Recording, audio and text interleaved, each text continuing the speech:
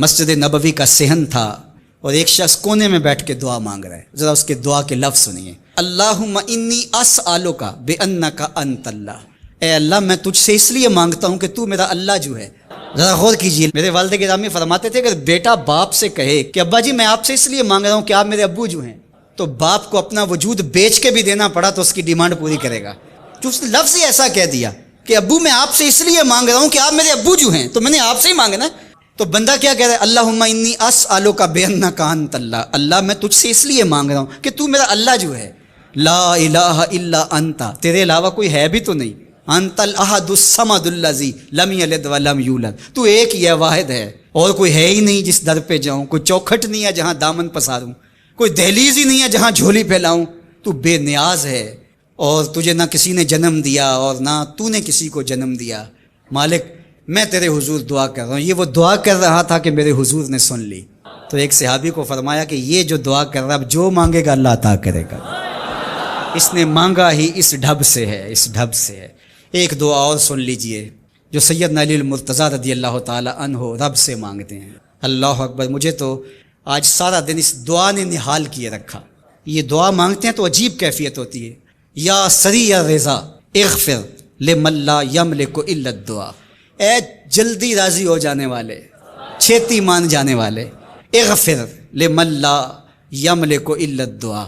اسے معاف کر دے جس کے پاس دعا کے علاوہ سہارا ہی کوئی نہیں، جس کے پاس دعا کے علاوہ کچھ ہے ہی نہیں جو پیش کر سکے. التجا ہی کر سکتا ہے، ترلا ہی کر سکتا ہے، منت ہی کر سکتا ہے.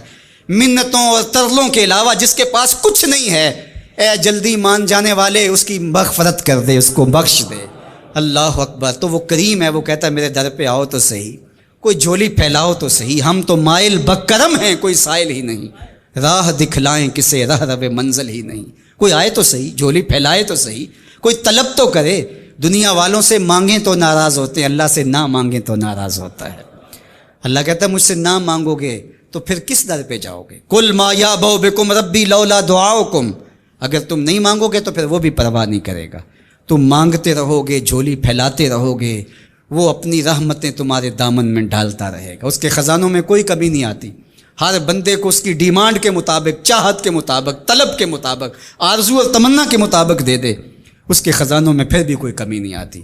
تو اسی سے مانگیں. ایک بزرگ تھے، وہ دریا کنارے وضو کر رہے تھے. ایک بچھو تھا جو ایک لکڑی پر تیرتا ہوا، کبھی پانی کے ہچکولوں سے وہ ڈوبتا بھی اور کبھی لکڑی کو تھام لیتا. یوں پانی کے بہاؤ پہ جا رہا تھا. تو ان بزرگوں نے دیکھا تو ہاتھ ڈال کر کے اس کو نکالنا چاہا.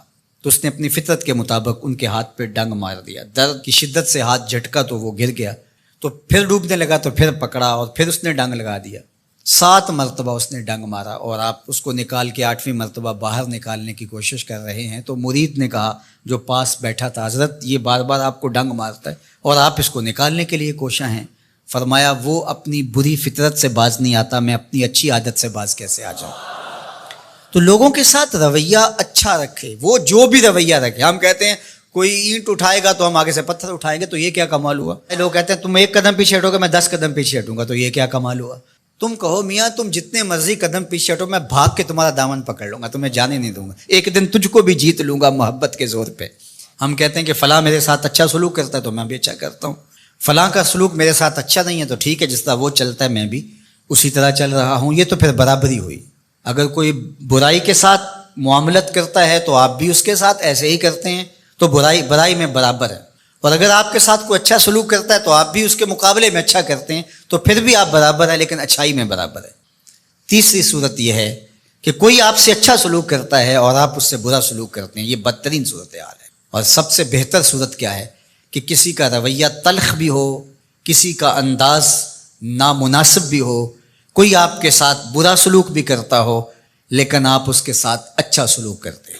خون کا رشتہ ہے، دودھ کا رشتہ ہے، وطن کا رشتہ ہے، ہمسائیگی کا رشتہ ہے، آپ کے ساتھ اس کی تعلق داری ہے، آپ کے آبا و اجداد کی آپس کے اندر سانجھ تھی اور آپ اس کو نبھا رہے ہیں. تو یہ ہے بہترین رویہ کہ کسی کا کوئی بھی رویہ ہو آپ اس کے ساتھ اچھا رویہ اختیار کرتے ہیں. حضرت عقبہ بن عامر رضی اللہ تعالی عنہ کو حضور نے ارشاد فرمایا تھا سل من قطعک واعط من حرمک واعف عن من ظلمک. اے عقبہ بن عامر، جو تجھ سے تعلق توڑے تو اس سے تعلق جوڑ، جو تجھے محروم رکھے تو اس کی جھولیاں بھر دے، اور جو تیرے پہ زیادتی کرے تو اس کو معاف کر دے، اس سے درگزر فرما۔ یہ بہترین کردار ہے جس سے ایک اچھا ستھرا پاکیزہ اور مناسب معاشرہ ترتیب پاتا ہے اور ترکیب پاتا ہے۔ تو میرے اور آپ کے آقا و مولا نے ہمیں یہ تلقین کی، بلکہ فرمایا جو یہ چاہتا ہے کہ اس کی عمر میں برکت ہو اور رزق میں اضافہ ہو، وہ رشتہ داروں کے ساتھ سلوک اچھا کرے۔ یہ راز ہے عمر میں برکت کا اور رزق میں اضافے کا۔ رشتہ داروں کے ساتھ اگر سلوک اچھا کرو گے تو تمہاری عمر میں بھی برکت ہوگی، تمہارے رزق میں بھی برکت ہوگی۔ تو ہمیں یہ تلقین کی کہ رشتہ دار تو دودھ یا خون کی سانچ سے رشتہ دار بنتے ہیں، کوئی عام انسان بھی ہو، ہمیں تو ان کے ساتھ بھی اچھا رویہ اختیار کرنے کی تلقین کی گئی، حتیٰ کہ آپ کے دین پر نہ بھی ہو تو آپ کی ہمسائیگی میں بستا ہے، مستامن ہے، ذمی ہے، تو اس کے ساتھ آپ کا سلوک اچھا ہوگا۔ آپ کا دین آپ کو یہ سکھاتا ہے۔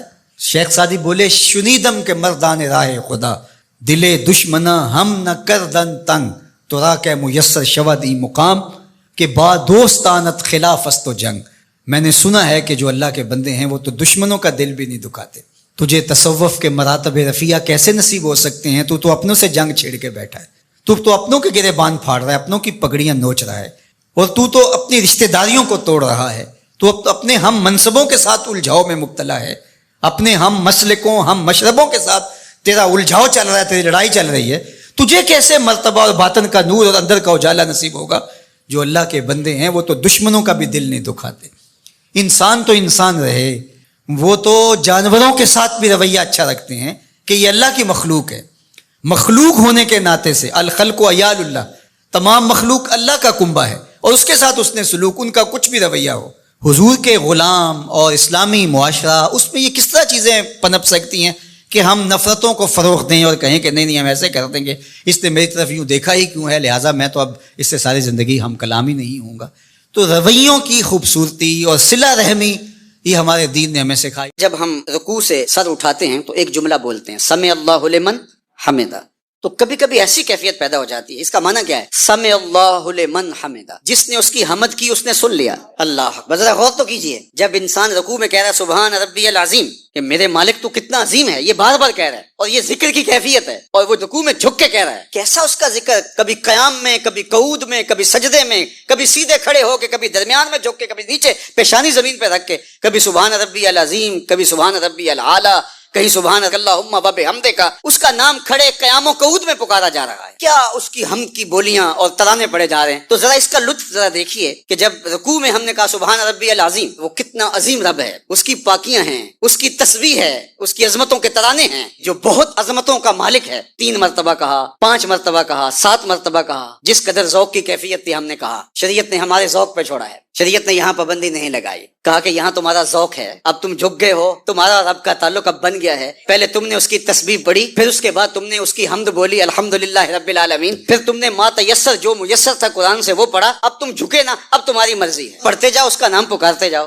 اللہ اکبر۔ اور بندے نے ذوق میں کہا سبحان ربی العظیم، سبحان ربی العظیم، سبحان ربی العظیم، اتنی بار کہا۔ یہ اصل ذوق کی کیفیت ہونی چاہیے، جب آپ کو لگے کہ اس نے سن لیا ہے تو پھر کہا سمع اللہ لمن حمدہ، اوہ جس کو پکارا اس نے سن لیا، جس کو پکارا اس نے سن لیا۔ پھر بتاؤ پھر اس کی کیفیت کیا ہوگی کہ بندہ پہلے پکارے جا رہا ہے پھر ایک دم اٹھتا ہے اور کہہ رہا سمع اللہ لمن حمدہ۔ تو جب یہ کہا نا کہ اس نے سن لیا، ساتھ ہی بولا ربنا لک الحمد، مالک تیری ہی حمد ہے۔ اللہ اکبر۔ وہ سورہ المجادلہ ہے نا، ذرا آپ اس کا مطالعہ کیجئے کہ خولہ بنت سالبہ ایک خاتون تھی، وہ عبادہ بن سامت رضی اللہ تعالیٰ عنہ کے بھائی سے ان کا نکاح ہوا تھا۔ جو ایک دن وہ غصے میں آ گئے تو انہوں نے کہا انت علیہ کا ظہر امی، کہ تو میرے لیے ایسے ہے جس سے میری ماں کی پشت ہوتی ہے۔ ماں کہہ دینا یہ زہار ہو جاتا ہے، اور اس زمانے کے اندر زہار سے ابدی طلاق ہو جاتی تھی، دوبارہ پھر میاں بیوی آپس میں مل نہیں سکتے تھے، جب ماں کہہ دیا بات ختم ہو گئی۔ اب ان کے بچے بھی تھے اور بوڑھی خاتون تھیں اور ان کا شوہر بھی بڑھاپے میں تھا، جذباتی طور پہ یہ لفظ کہہ دیے۔ اس زمانے میں یہ طلاق تھی۔ اب خولہ بنت سالبہ حضور کی خدمت میں آ گئے۔ حضرت عائشہ رضی اللہ تعالیٰ عنہ فرماتی ہے کہ میں گھر کے اس کونے میں بیٹھی تھی اور حضور آگے بیٹھے تھے اور خولہ ادھر بیٹھی تھی۔ تو حضور جو فرما رہے تھے وہ میں سن رہی تھی، اور جو حضرت خولا کہہ رہی تھی وہ میں نہیں سن رہی تھی۔ تو حضرت خولا بنت سالبہ نے حضور سے کہا کہ حضور اس طرح طلاق ہو گئی ہے، اور اس نے مجھے یہ کہہ دیا ہے میرے بچے ہیں، اگر میں شوہر کے پاس بھیجوں تو ضائع ہو جائیں گے، اور اگر اپنے پاس رکھوں تو اس کا خرچہ نہیں اٹھا سکتی، میں بھی بڑھاپے میں ہوں، وہ بھی بوڑھا ہے، اب لفظ ایسے ہوئے ہیں کہ طلاق ہو گئی ہے، تو ہمارا کو مسئلہ حل کیجیے۔ تو حضور علیہ السلام نے کہا کہ اب تو طلاق ہو گئی، اور اللہ کے محبوب اس کو سمجھا رہے تھے، اور بار بار وہ عرض کر رہی تھی اللہ اکبر۔ پھر اس نے کہا اشتکی اللہ، میں اللہ سے شکایت کرتی ہوں، میرا مسئلہ مالک تو حل کر۔ اب سنیے سورہ المجادلہ، اللہ تعالیٰ نے ارشاد فرمایا قد سمع اللہ قول التی تجادلک فی زوجہا۔ اللہ اکبر۔ محبوب، یہ جو خاتون آئی تھی اور اپنے خاوند کے حوالے سے آپ سے بحث کر رہی تھی اور بار بار کہہ رہی تھی کہ میں اللہ کو شکایت کرتی ہوں، اللہ فرماتا قد سمع اللہ قول التی تجادلک۔ محبوب، اس خاتون کی جو ابھی ابھی بحث کر رہی تھی رب نے بات سن لی ہے، رب نے اس کی بات سن لی ہے۔ حضرت عائشہ فرماتی ہے میں نے نہیں سنی تھی، رب نے سن لی تھی، میں بھی اسی گھر میں بیٹھی تھی لیکن میں نے نہیں سنی، رب نے سن لی۔ اب حکم آیا کہ ٹھیک ہے ہم اس کے احکام تبدیل کرتے ہیں۔ کہا کہ جاؤ غلام آزاد کرو، مسئلہ حل ہو جائے گا۔ اس نے کہا میرا شوہر غلام آزاد نہیں کرا، وہ بہت ناز میں آ گئی نا۔ کہا کہ جاؤ 60 روزے رکھو، اس نے کہا وہ 60 روزے رکھنے کی طاقت بھی نہیں رکھتا۔ پھر کہا کہ اچھا آپ 60 مسکینوں کو کھانا کھلا دو۔ اللہ اکبر۔ اب حضرت عمر کا زمانہ تھا، یہ خولا بنت سالبہ یہ حضرت عمر سے کچھ کہنے آئیں، تو حضرت عمر اٹھے اپنی جگہ سے اس کی بات سننے گئے۔ تو کسی نے کہا عمر آپ اس خاتون کے لیے، بوڑھی خاتون ہے، بات سننے گئے۔ کہا تم نہیں جانتے یہ کون ہے، اس کی باتیں تو رب بھی سنتا ہے۔ اللہ اکبر۔ اب ذرا دوبارہ آ جائیں سمع اللہ لمن حمدہ۔ اب رکوع کرنا تو ذرا سبحان ربی العظیم اس کو بار بار پڑھنا، جب آپ کو لگے نا کہ اس نے سن لیا ہے تو پھر سر اٹھا کہنا سمع اللہ لمن حمدہ۔ اس نے سن لیا، اس نے سن لیا، اللہ اکبر۔ اور جب آپ کا دل سرشار ہو کے کہے سمع اللہ لمن حمدہ تو پھر کہنا ربنا لک الحمد، اے اللہ تیری ہی خوبی ہیں۔ پھر کہا اللہ اکبر، پھر سجدے میں جا گرا، مالک تو نے رکوع میں سن لیا، سجدے میں کیوں نہیں سنے گا؟ اور وہاں بولا سبحان ربی العالی، سبحان ربی سبحان ربی العالی۔ اللہ اکبر۔ تو کیا کیفیت ہے لفظوں کی، کیا جمال ہے لفظوں کے اندر رکھا ہوا، لیکن افسوس یہ کہ زنگ لگا ہوا ہے نا، ہمیں پتہ ہی نہیں ہے۔ ہماری نمازیں تو ایسی ہیں کہ ہم سبحان اللہ، الحمدللہ، سبحان ربی الاعلیٰ، سبحان ربی العظیم، یہ سب کچھ پڑھے جا رہے ہیں لیکن اس کا ذائقہ نہیں چکھ رہے۔ ہر ذکر کا ذائقہ الگ ہے، ہر لفظ کا ذائقہ الگ ہے، ہر عبادت کا ذائقہ الگ ہے۔ تو یہ کون محسوس کرے گا جس کی یہ حس مری نہیں ہے؟ ایک لمحہ تمہیں ایسا بھی میسر ہونا چاہیے اپنے اوقات زندگی میں جس میں تمہارے اور تمہارے رب کے درمیان کوئی بھی نہ ہو۔ فَتَبَتَّلْ إِلَيْهِ تَبْتِيلًا، سب سے کٹ کے، الگ تھلگ ہو کے، بالکل یکسوئی کے ساتھ تم اپنی زندگی کے وہ لمحے اپنے رب کے ساتھ جوڑ دو۔ جس طرح ایک روایت میں فرمایا لی مع اللہ وقت لا یسعنی فیہ نبی مرسل ولا ملک مقرب، میرا اور میرے رب کا معاملہ کبھی ایسا ہوتا ہے درمیان میں نہ کوئی فرشتہ ہوتا ہے نہ کوئی رسول اور پیغمبر ہوتا ہے، وہاں میرا اور میرے رب کا ہی معاملہ ہوتا ہے۔ تو یہ یکسوئی کے لمحات ہیں۔ تو ہمیں بھی حضور علیہ الصلوۃ والسلام کے سینے سے نور لے کے اپنی زندگی میں کچھ ایسے اوقات مقرر کرنے چاہیے، اور وہ بہترین وقت میرے رب نے خود بیان فرمایا ناشیۃ اللیل ہے، وہ سحری کا وقت ہے، وہ رات کے لمحے ہیں، وہ پچھلے پہر کی مبارک گھڑیاں ہیں جب رحمتیں چھم چھم اتر رہی ہوتی ہیں اور اللہ کی رحمتیں بندے کا استقبال کر رہی ہوتی ہیں۔ تو اس وقت اگر اللہ کے حضور کھڑے ہو کے ربط قائم کیا جائے تو وہ اللہ کے ساتھ جڑنے کا بہترین وقت ہے۔ اور نماز میں تبتل ہو، جب ہم نماز پڑھ رہے ہوں تو مکمل انہماک رب کے ساتھ ہو۔ سیدنا علی المرتضیٰ رضی اللہ تعالیٰ عنہ کے بدن میں تیر لگا ہے اور وہ نماز میں مصروف ہیں، اور تیر نکال لیا جاتا ہے، جب سلام پھرتا ہے تو پھر آپ کو پتہ چلتا ہے کہ یہ تو جو ہے وہ تیر تھا جو نکال لیا گیا۔ تو یہ انہماک ہے، رب کے ساتھ انہماک۔ اور وہ فرمایا گیا حدیث جبریل میں کہ اپنے رب کی اس طرح عبادت کرو کہ گویا تم اسے دیکھ رہے ہو، اور اگر یہ کیفیت پیدا نہیں ہوتی تو کم از کم یہ کیفیت تو ہو کہ وہ تمہیں دیکھ رہا ہے۔ فَاتَّخِذْهُ وَكِيلًا، اور اسی کو کارساز بناؤ، اسی پر توکل، اسی پر بھروسہ، اپنے امور اسی کے سپرد کرو۔ جب اپنے امور اپنے رب کے سپرد کرنے کا مزاج پیدا ہو جاتا ہے زندگی سوکھی ہو جاتی ہے۔ تدبیر کریں، اس کے لیے حکمت عملی ضرور آپ وضع کریں، لیکن کچھ کام کر کے اللہ پہ چھوڑ دیں۔ بس توکل بھی یہی ہے کہ آپ گھٹنا بھی باندھیں اور سپرد اللہ کے کر دیں، اسی کی طرف سے کام ہوتے ہیں اور وہی کارساز حقیقی ہے۔ تو فرمایا کہ فَاتَّخِذْهُ وَكِيلًا، اسی کو کارساز بنا لیجئے اور اسی پر اپنے کاموں کو چھوڑ دیجئے۔ جو کشتیاں اس کے نام پر ڈال دی گئیں وہ ڈوبتی نہیں ہیں، وہ منزل تک، ساحل تک پہنچتی ہیں۔ تو ہمارا تو اتنا ہی کام ہے کہ ایک کشتی ڈال دی، لیکن اس کو پار لگانا تو اسی کا کام ہے۔ تو اسی لیے ہم سواری پر بیٹھتے ہوئے کہتے ہیں کہ مالک اس کو مسخر تو نے ہی کیا ہے ہمارے لیے، ہمارے میں طاقت تو نہیں تھی کہ اس کو مسخر کر سکتے۔ تو یہ اس کے کرم سے ہوتا ہے، تو وہ اگر چاہے تو کوئی مشکل نہیں ہوتی. تو اس لیے اپنے کاموں کا کارساز اسی کو بنایا جائے. ایک بزرگ تھے، وہ دریا کنارے وضو کر رہے تھے. ایک بچھو تھا جو ایک لکڑی پر تیرتا ہوا، کبھی پانی کے ہچکولوں سے وہ ڈوبتا بھی اور کبھی لکڑی کو تھام لیتا. یوں پانی کے بہاؤ پہ جا رہا تھا تو ان بزرگوں نے دیکھا تو ہاتھ ڈال کر کے اس کو نکالنا چاہا. تو اس نے اپنی فطرت کے مطابق ان کے ہاتھ پہ ڈنگ مار دیا. درد کی شدت سے ہاتھ جھٹکا تو وہ گر گیا. تو پھر ڈوبنے لگا تو پھر پکڑا اور پھر اس نے ڈنگ لگا دیا. 7 مرتبہ اس نے ڈنگ مارا اور آپ اس کو نکال کے 8ویں مرتبہ باہر نکالنے کی کوشش کر رہے ہیں. تو مرید نے کہا جو پاس بیٹھا تھا، حضرت یہ بار بار آپ کو ڈنگ مارتا ہے اور آپ اس کو نکالنے کے لیے کوشاں ہیں. فرمایا وہ اپنی بری فطرت سے باز نہیں آتا، میں اپنی اچھی عادت سے باز کیسے آ جاؤں.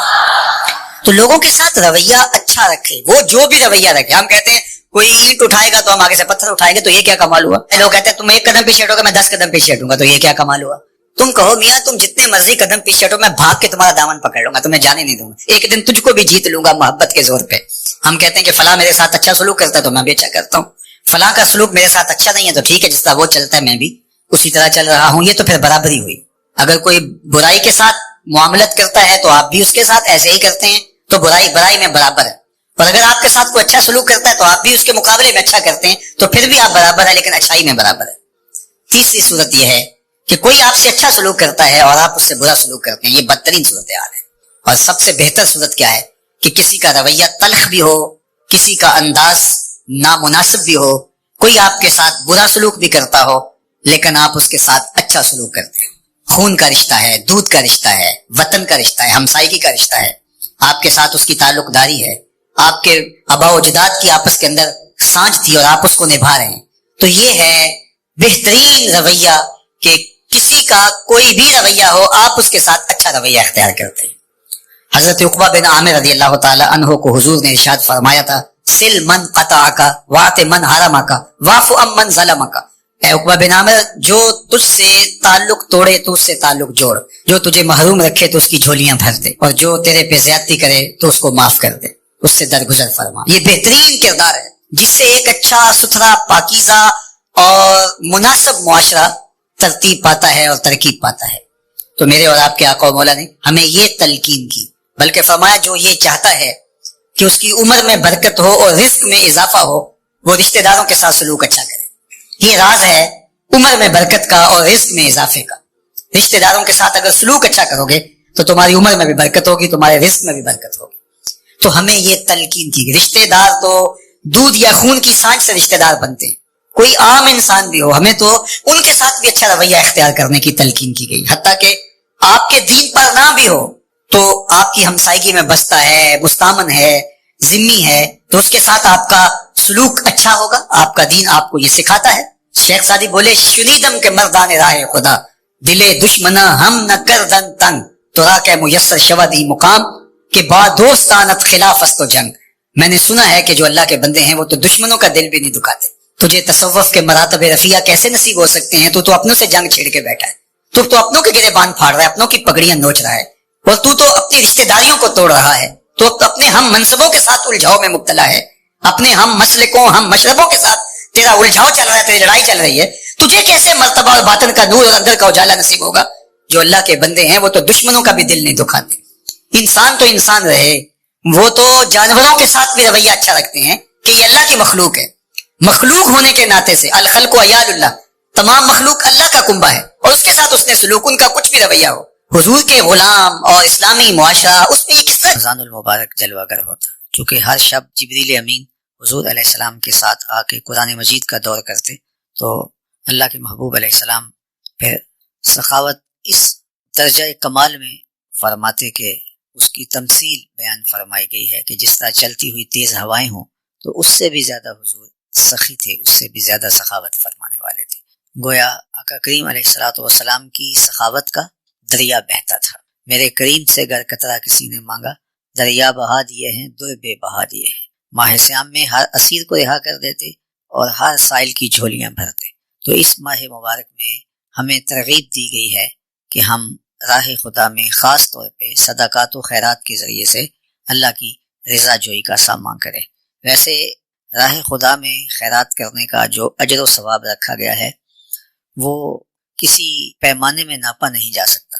عام دنوں کے اندر بھی جو صدقہ کیا جاتا ہے اس کے اجر و ثواب کا بھی کیا عالم ہے، ہماری ناقص عقلیں اس کو نہیں پہنچ سکتی، لیکن ماہ سیام میں تو پھر وہ اجر و ثواب 70 گنا بڑھ جاتا ہے، اور اللہ کی خاص رحمتیں اس ماہ انور میں برستی ہیں۔